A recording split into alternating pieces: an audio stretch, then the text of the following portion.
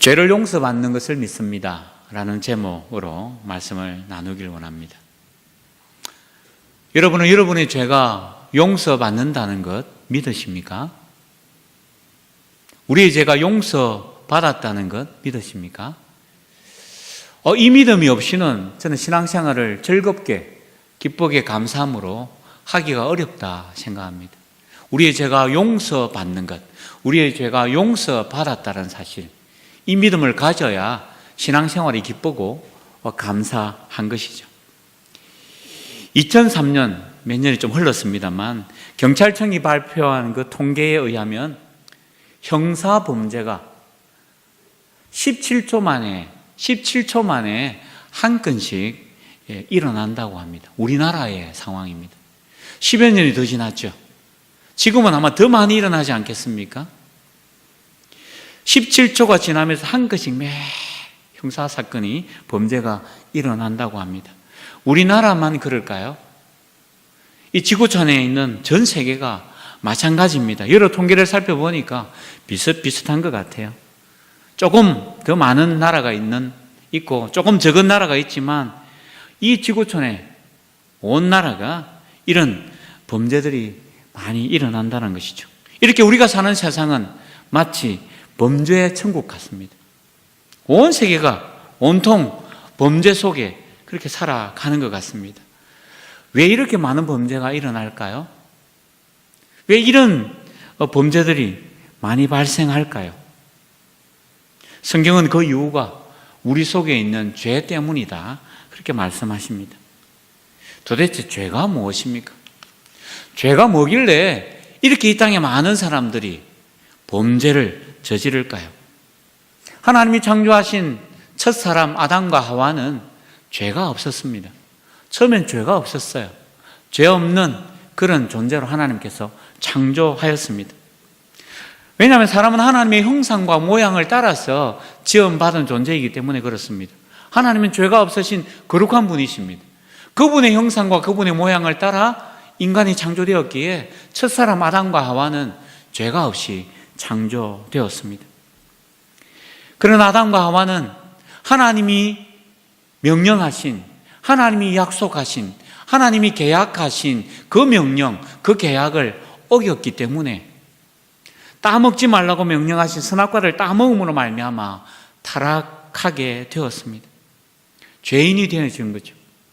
그리고 아담의 후손으로 태어나는 모든 사람들은 인류의 대표로 아담이 맺었던 그 언약을 깨트려버리고 범죄했기 때문에 아담이 범한 죄가 전가되어서 모든 인류는 죄인으로 그렇게 태어나게 되는 것입니다. 우리는 이 죄를 원죄라고 그렇게 명칭합니다. 그러므로 저와 여러분은 누구나 다 이 원죄를 가지고 있습니다. 이 원죄를 가지고 있는 사람은 계속해서 또 다른 종류의 죄들을 생산하게 됩니다. 짓게 됩니다. 원죄를 가진 부패한 인간은 계속해서 또 다른 죄들을 범하는데 그 죄를 우리는 자범죄라고 이야기합니다. 사람들에게 당신은 죄인입니다 라고 이렇게 이야기하면 그 이야기를 들은 사람이 기쁘게 그 사실을 인정하는 경우가 드뭅니다. 물론 우리가 교회 안에서는 그 사실을 인정하죠. 우리가 죄인이라고 고백하고 하나님 앞에 회개하기도 합니다. 그러나 대부분의 세상 사람들은 당신이 죄인이라고 이야기하면 화를 냅니다. 내가 무슨 죄를 지었길래 나보고 죄인이냐고, 나는 양심껏 살아왔노라고 오히려 당당하게 항변합니다. 또 어떤 이들은 법 없이도 살 수 있는 사람인 것 같이 그렇게 살아갑니다. 사람들에게 당신은 법 없이도 살 수 있을 것 같습니다라고 인정받을 만한 그런 사람들도 있습니다. 그러하기에 죄가 무엇인지를 제대로 이해하는 것이 정말 중요합니다. 죄가 무엇입니까? 성경이 말하는 죄는 보통 세상에서 일어나는 다양한 범죄와는 조금 성격이 다릅니다. 성경에서 죄라고 사용되는 단어를 살펴보면 그 죄의 단어는 이런 뜻이 있습니다. 화살이 표적을 벗어났다. 표적을 벗어난 화살이다 라는 그런 뜻이 담겨 있는 단어가 죄라는 단어로 사용되고 있습니다. 화살을 쏘는 것은 표적에 맞추기 위해서 쏘는 것 아니겠습니까? 우리 한국 양궁이 사실은 세계적인 그런 실력을 갖추고 있지 않습니까? 대부분의 그 선수들은 그저 표적지에 화살을 맞춥니다. 너무 잘 맞춰서 동그란 그 렌즈를 맞추는 경우도 있습니다만, 이렇게 화살이 표적지를 맞추는 것이 정상인데 이 화살이 표적지를 벗어나 버리는 거죠. 엉뚱한 곳에 날아가서 박힙니다. 이게 죄라는 뜻입니다. 여기서 표적이란 말은 하나님의 말씀, 하나님의 율법을 의미합니다. 하나님의 법을 말하는 거죠. 이 하나님의 법에 따라 살아가야 하는데 우리 인생들이 이 법을 벗어나서 이 법을 어기고 법이 요구하는 그 수준에 이르지 못하는 것, 그게 죄라는 것입니다. 우리가 배우는 소교리 문답에 보면 13문에 죄가 무엇입니까? 이렇게 질문했을 때 그 답을 이렇게 합니다. 죄는 하나님의 율법을 순종함에 부족한 것이나 어기는 것입니다. 하나님이 요구하시는 이 율법에 부족한 것이거나 이 율법을 어기는 것이 죄라고 우리 소교리 문답은 그렇게 말씀해 주고 있습니다. 그러므로 성경이 말하는 죄는 하나님의 법을 어기는 것입니다. 우리가 죄라고 이야기하는 것은 하나님의 법을 어기는 것입니다. 이 땅에는 여러 가지 형사법, 민사법, 많은 법이 있죠. 그 법을 어기면 죄인이 됩니다. 그러나 하나님께서 말씀하시는 죄는 하나님의 법을 어기는 것을 말하는 겁니다. 하나님의 법을 지키는 것이 선이고 하나님의 법을 어기는 것이 악인 것이죠. 하나님께서 하라고 하신 것, 하나님께서 하지 말라고 하시는 것, 그것을 하지 않고 하나님 하라고 하시는 것을 하는 것, 그게 바르게 살아가는 모습인데, 하라고 하는 것 하지 않거나 하지 말라고 하는 것 하는 것, 그게 죄인 것입니다. 그러므로 우리 모두는 죄인입니다. 하나님께서 우리 인간에게 살아야 할 법을 주셨는데 그것을 우리는 율법이라고 말하고 그 율법을 10가지로 압축시켜 놓은 것이 십계명입니다. 그리고 십계명을 다시 2가지로 줄이면 하나님 사랑, 이웃 사랑입니다. 예수님은 하나님을 사랑하고 이웃을 내 몸과 같이 사랑하라 라고 말씀하셨고, 모든 율법의 계명이 이 2가지로 압축된다고 우리에게 제시해 주셨는데, 이 말씀의 법을 따라서 살라고 말씀해 주셨는데, 우리의 삶은 하나님을 사랑하지 않고 이웃을 제대로 사랑하지 않기에 그것이 바로 죄라고 말씀합니다. 하나님 사랑하지 않는 것, 이웃을 내 몸처럼 사랑하지 않는 것, 그게 죄라고 말씀합니다. 여러분 어떻습니까? 여러분은 이 하나님의 법을 잘 지키고 계십니까? 하나님의 법대로 제대로 살고 있습니까? 하나님이 요구하시는 그 수준까지 그대로 그렇게 지키고 살아가십니까? 온전히 순종하십니까? 성경은 모든 사람이 죄를 범하였다고 선언하십니다. 그냥 선언해 버리십니다. 내가 어떻고 저떻고 따지기 전에 성경은 모든 사람이 범죄했다고 그렇게 말씀합니다. 로마서 3장 23절, 우리 오늘 읽었던 말씀이잖아요. 같이 읽어볼까요? 모든 사람이 죄를 범하였음에 하나님의 영광에 이르지 못하더니. 야고보서 1장 15절도 동일하게 말씀합니다. 욕심이 잉태한 적 죄를 낳고 죄가 장성한 적 사망을 낳느니라. 우리는 부패한 본성을 가졌습니다. 아담에게서부터 물려받은 이 원죄를 가지고 있기에 우리의 마음은 만물보다 거짓되고 심히 부패한 것이 되었다고 성경은 말합니다. 이 부패한 마음에서 온갖 악한 생각, 살인, 간음, 도적질, 음란, 거짓 증언, 비방, 이런 것들이 나온다고 이야기합니다. 야고보서 1장 15절의 말씀처럼 죄는 욕심에서부터 시작됩니다. 남들보다 많이 갖고 싶어하는 이 욕심, 하나님처럼 되려고 하는 그 욕심이 죄를 낳습니다. 하나님의 영광을 드러내기보다 그 하나님의 영광의 자리에 앉고 싶어하는, 하나님처럼 되려고 하는 그 욕심이 우리로 하여금 죄 가운데 나아가도록 만드는 것이죠. 왜 아담과 하와가 선악과를 따먹었습니까? 사단이 뱀에게 들어가서 하와를 꼬셨지 않습니까? 그것을 먹는 날에는 네 눈이 밝아져서 하나님처럼 된다. 하나님처럼 되고 싶은 그 욕심, 그 교만한 마음이 선악과를 따먹게 했습니다. 바벨탑을 쌓은 것도 마찬가지죠. 하나님처럼 되려고, 하나님처럼 높이 되려고, 하나님의 법을 어겨가면서 높은 것으로 올라가기 위하여 바벨탑을 쌓지 않았습니까? 인간의 교만한 그 악한 본성, 그 욕심이 이런 바벨탑을 쌓게 만든 것이죠. 인간은 끊임없이 하나님께 도전하고 하나님처럼 되려고 합니다. 틈만 나면 죄악으로 달려갑니다. 제가 자주 말씀드립니다만 인간은, 사람은 가만히 놔두면 선을 행하기보다는 죄를 짓게 되어 있습니다. 우리의 원죄가, 우리의 죄악된 본성이 자꾸만 죄를 향해서 나아가게 만들기 때문입니다. 그래서 하나님의 영광에 이르지 못하는 것이죠. 하나님의 영광스러운 형상과 하나님의 그 아름다운 모양을 따라서 지음받았지만 그 본래의 형상을 회복하지 못하고 죄로 말미암아 하나님의 영광에 이르지 못하게 되는 것입니다. 그 죄의 결과가 오늘 읽었던 말씀처럼 바로 죽음이고 사망입니다. 로마서 6장 23절에 그렇게 말합니다. 죄의 삭은 사망이요, 죄의 결과는 죽음입니다. 히브리서 9장 27절도 한 번 죽는 것은 사람에게 정하신 것이요, 그 이후에는 심판이 있다고 말씀합니다. 이 땅에서 죄로 인해 사람이 죽습니다. 늙어서 죽고 병들어서 죽고 사고 나서 죽는다고 이야기하지만 그 근본적인 원인은 죄 때문이라고 이야기합니다. 사람이 죽는 것은 그래서 이미 정해진 것이라고 말씀합니다. 죽음을 벗어날 사람은 아무도 없습니다. 또한 죄는 하나님과 우리의 관계를 파괴시킵니다. 단절시킵니다. 죄 때문에 하나님과 우리가 분리되었다고 성경은 말합니다. 죄 때문에 사람과 사람이 분리되고 사람과 자연관계가 파괴됩니다. 그래서 만물이 지금도 신음하고 있다고 성경은 그렇게 말씀해 주고 있습니다. 이 죄 때문에 마지막 날 하나님의 심판이 있게 될 것이고, 그 심판날에 죄 씻음 받지 못한 사람들은 영원한 불구덩이 속에 지옥에 들어가게 될 것입니다.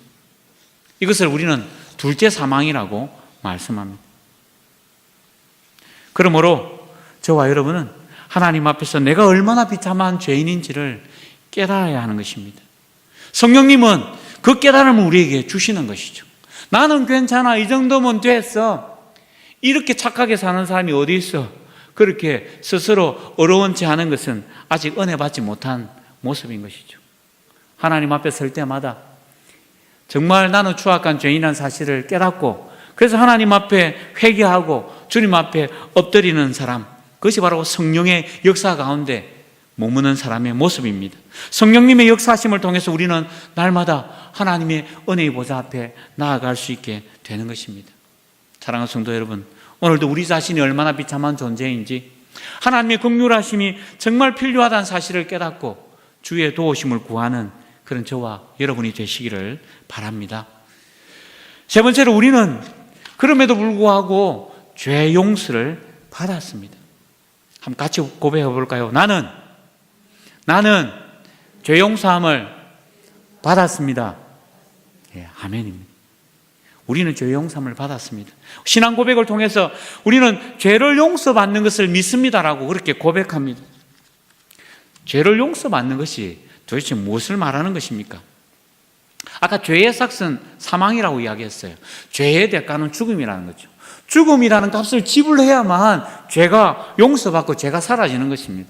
저와 여러분이 지은 죄는 그냥 대충 해서 없어지는 게 아닙니다. 죽음이라는 대가를 지불해야만 없어지는 거죠. 죄 용서함을 받는 것은 죽음이라는 대가를 지불했다는 것을 말해주는 것입니다. 우리가 죽은 게 아니라 하나님의 아들이신 예수 그리스도, 그분이 우리를 대신해서 십자가에 죽어주셨기 때문에, 죽음이라는 대가를 지불하셨기 때문에 저와 여러분의 죄는 용서받게 된 것입니다. 십자가에서 주님이 속죄의 제물이 되어주셔서 피와 물을 쏟으시고 죽어주셨기 때문에 저와 여러분의 죄가 용서받게 된 것입니다. 하나님이 첫 인류 아담과 계약을 맺지 않습니까?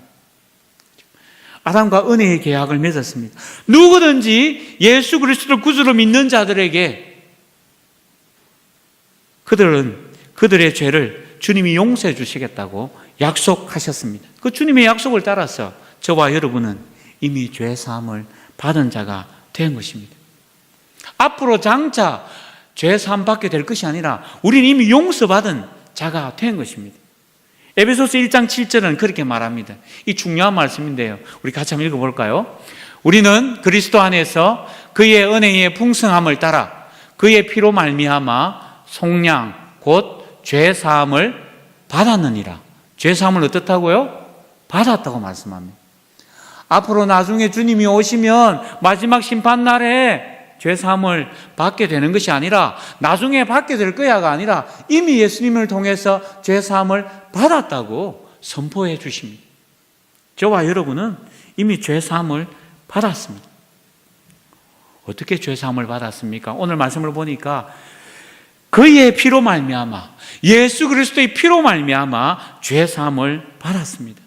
우리의 죄값을 주님이 담당해 주셨고 주님이 피 흘려 속죄해 주심으로 말미암아 속량하심으로 말미암아 우리는 죄 사함을 받았습니다. 사실 속량이란 단어는 종의 신분에서 풀려나는 것을 말합니다. 값을 대가를 지불하고 그 종이라는 신분에서 풀어내는 거죠. 그게 속량입니다. 예수님께서 우리를 죄 가운데 있는 우리를 당신의 생명을 드림으로 말미암아 풀어주신 것이죠. 그래서 죽음에서 풀려나는 속량으로 말미암아 우리는 죄 사함을 받았습니다. 또 에베소서 1장 7절은 그의 은혜의 풍성함을 따라서 죄 사함을 받았다고 말씀합니다. 하나님의 은혜의 풍성함 때문에 우리가 용서받은 것입니다. 하나님의 사랑이 너무 많으셔서 우리의 죄가 용서받게 된 것입니다. 하나님의 은혜와 사랑이 흘러넘쳐서 용서받는 자리로 우리를 초대하시고 우리의 죄가 용서받게 된 것입니다. 하나님의 무한하신 사랑으로 말미암아 그 은혜로 말미암아 우리의 죄가 용서받게 되었습니다. 우리의 선함도 아니요, 우리의 열심도 아니요, 우리의 착함도 아니요, 하나님의 그 은혜 때문에 우리가 용서받았다는 사실을 꼭 기억하시면 좋겠습니다. 성령님을 통해서 우리는 또한 죄 사함을 받았습니다. 성령님께서 우리 죄인의 심령에 먼저 찾아와 주셨습니다. 우리가 성령님을 먼저 영접한 것도 아니고 우리가 성령님을 믿겠노라고 우리 마음에 모신 것도 아닙니다. 성령님이 찾아오셨고 성령님을 통해서 예수 그리스도를 마음에 모시게 되었고 성령님을 통해서 이 믿음 가지고 거듭나게 하심으로 말미암아 또 죄를 깨닫게 하심으로 말미암아 회개하게 하심으로 말미암아 우리의 죄가 용서받게 되었다라는 거죠. 성령님께서 우리의 죄를 용서해 주셨고 성령님으로 말미암아 죄 사함을 받았다라는 사실입니다. 그래서 하나님께서는 우리를 바라보시면서 어렵다 인정해 주십니다. 어렵다 칭해 주십니다. 하나님께서 값없이 우리에게 은혜를 베푸셔서 죄 있는 우리들을 어렵다라고 인정해 주시는 것입니다. 우리의 모든 죄를 용서하시고 우리의 눈에 보기에는 여전히 죄악 가운데 살아가지만 하나님의 눈으로는 우리를 어렵다고 인정하시고 어려운 자로 칭해 주시고 어렵다 여겨 주시기에 우리는 죄 용서함 받은 자로 하나님 앞에 서게 되는 것입니다. 오늘 본문에서도 그렇게 말씀하십니다. 우리의 행위로 말미암아 죄 용서함 받은 게 아니요 구속받은 게 아니라 믿음으로 말미암아 받은 것이라고 말합니다. 우리가 어렵다 인정받는 것은 우리의 어떤 행위로 말미암아 주어진 것이 아니라 예수 그리스도의 그 의로움 때문에 그 의가 우리에게 전가됨으로 말미암아 우리가 의로운 백성이 되게 된 것입니다. 그래서 하나님 앞에서 우리는 죄인이지만 하나님의 진노로부터 자유함을 누리게 되는 것입니다.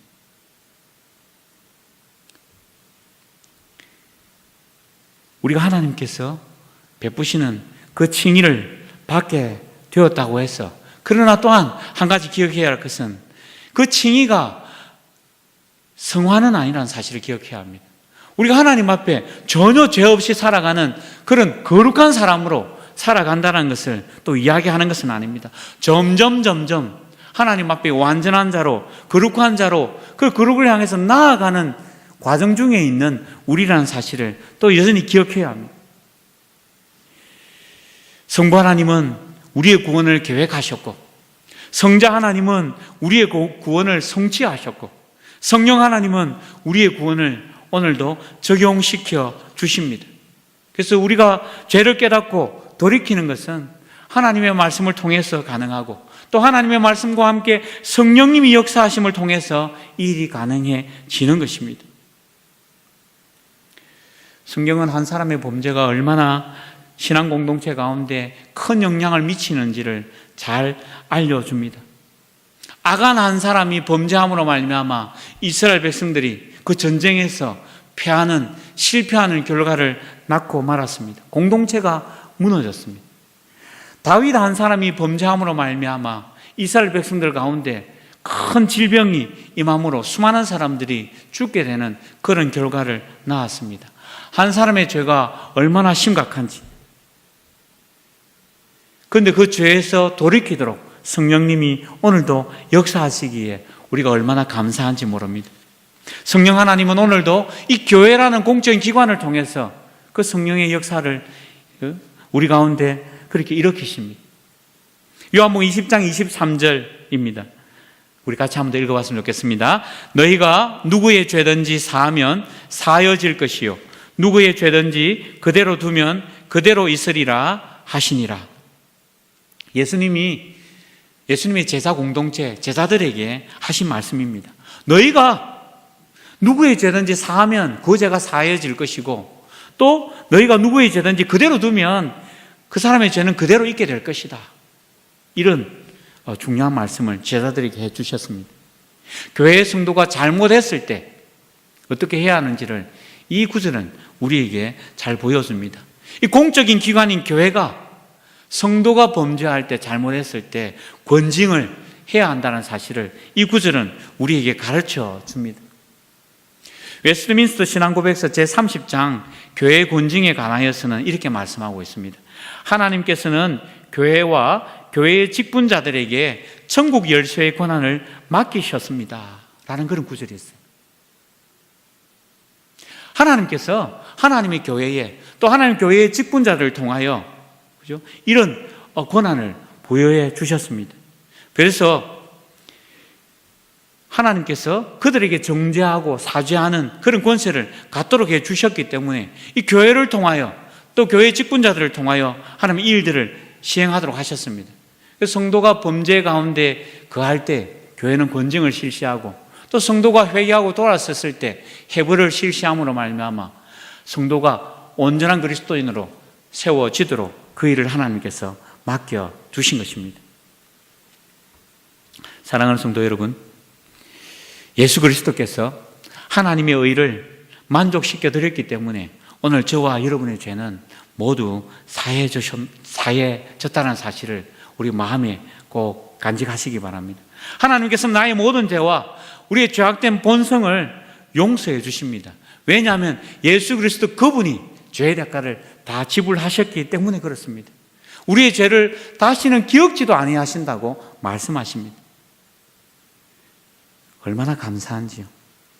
이 하나님의 은혜로 말미암아 그리스도의 의가 나에게 선물로 주어졌다는 사실이 얼마나 감사한지요. 그러므로 우리는 결코 정죄함에 이르지 않는다 말씀하십니다. 예수 안에 있는 자에게는 결코 정죄함이 없나니 생명의 성령의 법이 너희를 해방하였다라고 성경은 말하고 있습니다. 사랑하는 성도 여러분, 마지막 심판대 앞에 서게 될 때 우리는 결코 정죄함을 받지 않습니다. 예수 그리스도의 보혈의 그 피가 우리의 죄를 씻어 주셨기 때문에 그렇습니다. 그러나 또 한 가지 잊지 말아야 할 것은 주님이 우리의 죄를 용서해 주셨다고 우리가 믿고 그렇게 살아가지만 그러나 우리 속에 또 한 가지 기억해야 할 것은 그럼에도 불구하고 우리는 계속적으로 하나님 앞에서 회개해야 한다는 것입니다.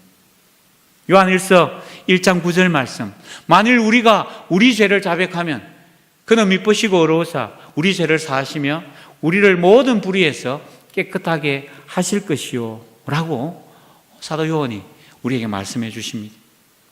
우리의 죄를 자백하라고 이야기합니다.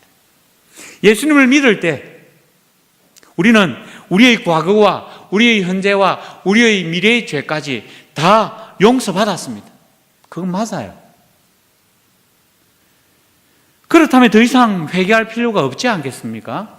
예수 믿고 예수님 십자가를 믿고 그 예수님 십자가의 보혈을 의지하며 나아갈 때 우리의 과거와 현재의 미래의 죄가 용서받았다고 말씀하시니 이제 더 이상 죄 때문에 회개할 이유가 왜 있는 것입니까? 왜 필요한 것입니까? 다 용서받았다고 선포하셨는데 구원파가 그것을 붙잡고 계속해서 주장합니다. 구원받았으면 더 이상 회개할 게 없지 않냐? 다 용서받았는데 뭘 회개해? 예수 믿는 너희들 뭔가 잘못됐어. 구원받았으면 더 이상 회개할 필요가 없어. 그렇게 이야기합니다. 기억하십시오. 우리가 믿음으로 어렵다함을 받았지만 그러나 아직 우리 속에는 죄의 본성이 남아 있습니다. 원죄가 있어요. 부패한 본성이 여전히 우리 속에 남아 있기 때문에 우리는 여전히 죄를 짓고 살아갑니다. 어제도 그제도 지난 주간에도 저번 달도 작년에도 아니 올 한 해 남은 기간 동안에도 우리는 여전히 또 죄를 짓고 살아갈 것입니다. 계속해서 죄를 짓습니다. 그러므로 신자는 계속해서 회개해야 합니다. 회개하지 않기 때문에 구원받지 못하고 지옥에 떨어지는 것은 아니지만 우리는 계속해서 죄를 짓는 삶을 살기에 하나님 앞에 회개해야 하는 것입니다. 왜요? 죄는 관계를 단절시키기 때문에 그렇습니다.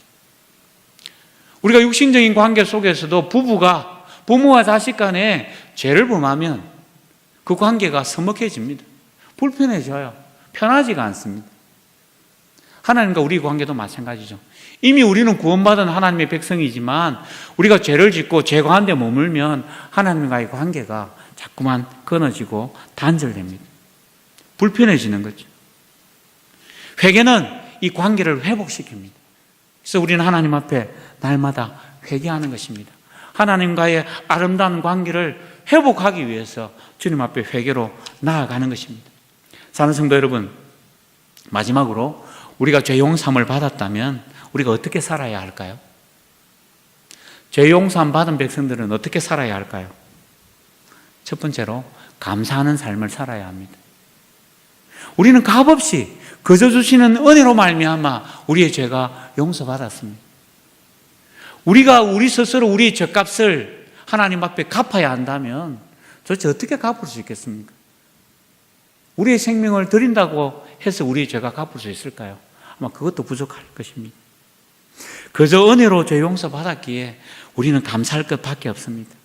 우리가 지은 죄를 대신해서 주님이 십자가에서 피 흘려 값주어 그렇게 우리를 용서해 주셨기에 우리는 그래서 감사할 것밖에 없는 것입니다.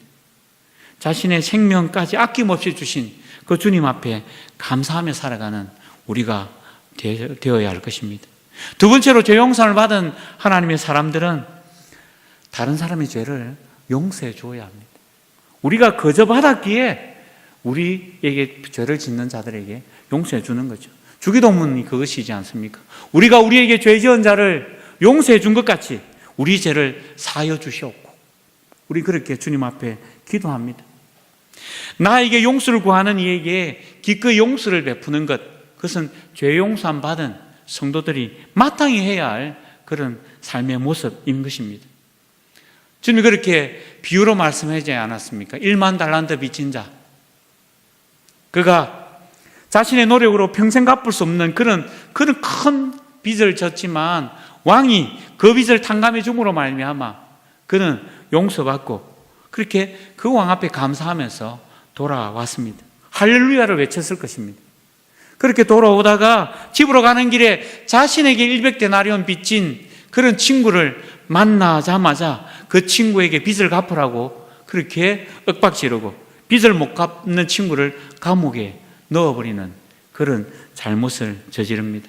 그 사실을 알게 된 왕이 진노하여서 1만 달란트 탕감해 주었던 그 사람을 다시금 옥에 집어넣는 그 장면, 그 비유를 주님이 말씀해 주셨습니다.